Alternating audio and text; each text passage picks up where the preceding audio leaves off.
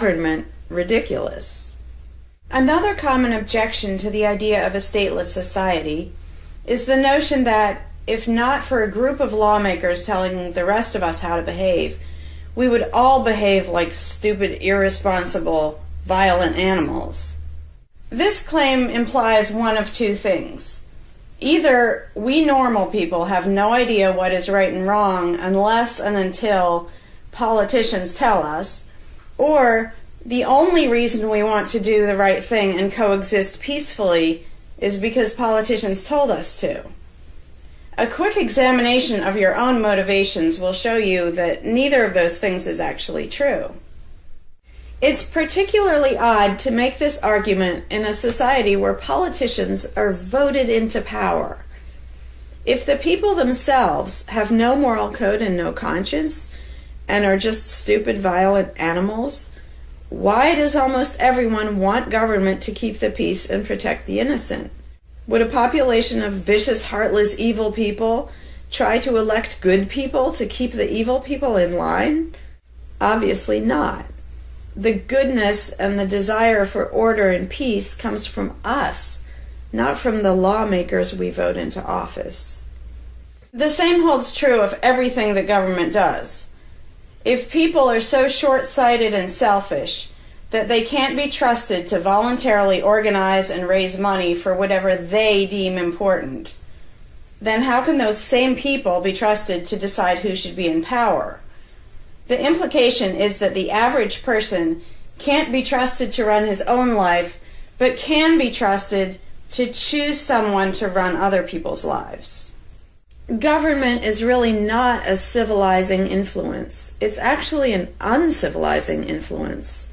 People who would never personally rob their neighbors constantly use the government to do it for them by way of taxation.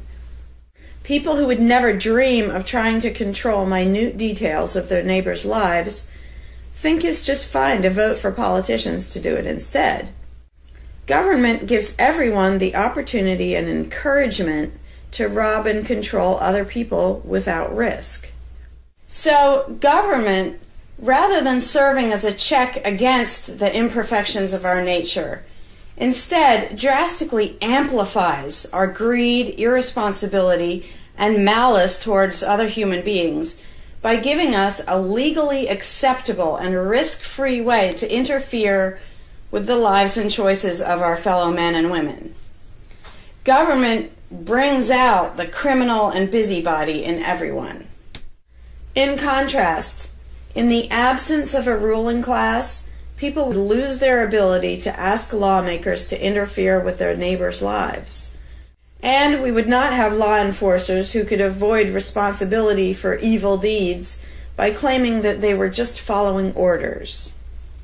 Throughout history, far more theft, assault, oppression, and even murder has been committed by those acting on behalf of a supposed authority than by anybody else. Even basically good people, when they believe in government, will condone things or do things which they know would be wrong if they did them on their own. Most people know that theft and assault are bad, but they imagine that controlling their neighbors and forcing them to spend their money on things they don't want is perfectly moral and legitimate when it's done by way of the political process. Wrong becomes right when it's called taxation, legislation, regulation, and war. Anarchists know better. They know that human society will never be perfect, but it would be a whole lot better if evil deeds were committed only by genuinely nasty, sociopathic people rather than being committed wholesale by basically good people who think that violent aggression is okay when it's called law enforcement. The fundamental principle of voluntarism is very simple. It's wrong to initiate violence against any other person, regardless of badges, laws, or alleged authority. The only time the use of force is justified is to defend against aggression. Almost everyone understands this on a personal level, but they've been taught that this basic rule of social living does not apply in the game of politics and government. Most people already know how to get along with others, and most people want a peaceful and just society. Our morality doesn't come from politicians making laws. Our ability to organize and cooperate doesn't come from the ruling class. When people escape the belief in government, they don't suddenly turn into violent animals. Our inherent right to defend ourselves and our ability to defend ourselves is not served by government. In fact, it's threatened by government more than by anything else.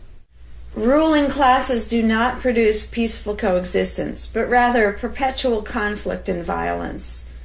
Our belief in government authority takes our compassion, virtue, and good intentions and turns them into power for people who crave power and riches. Of course, the people who benefit most from the political racket will put a good spin on the system and do their best to convince people that it's a social necessity. But ask yourself this: have the thousands of laws, regulations, and taxes imposed on you by politicians made you a better person? Have they made you more productive or more caring? Is the world better off with the politicians taking your money and telling you how to live your life? Or do you think it might have been better off if you'd been allowed to spend your own money and make your own decisions? Is society really best served by a small class of people forcefully imposing a centralized master plan on everyone else?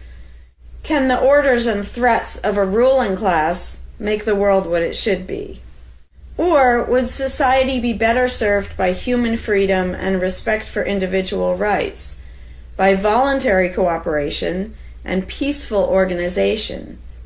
If this second option sounds better to you, maybe you should learn more about anarchism. Some people dismiss anarchism as a utopian idea that would only work if everyone were generous and compassionate. Obviously, everyone is not generous and compassionate all the time. But these people need to look at the other side of the coin. If people are too stupid, greedy, and malicious to be free, aren't they too stupid, greedy, and malicious to be trusted with power over others? Whether people are inherently good, bad, or some of each, giving a person power over others is not going to make that person better. In fact, power has historically been known to corrupt people and make them worse, whereas the discipline imposed by the equal freedom of everyone else brings out the best in human nature. Most people today think that we need some form of government because they mistakenly believe that obedience to authority makes us all more civilized, moral, and peaceful.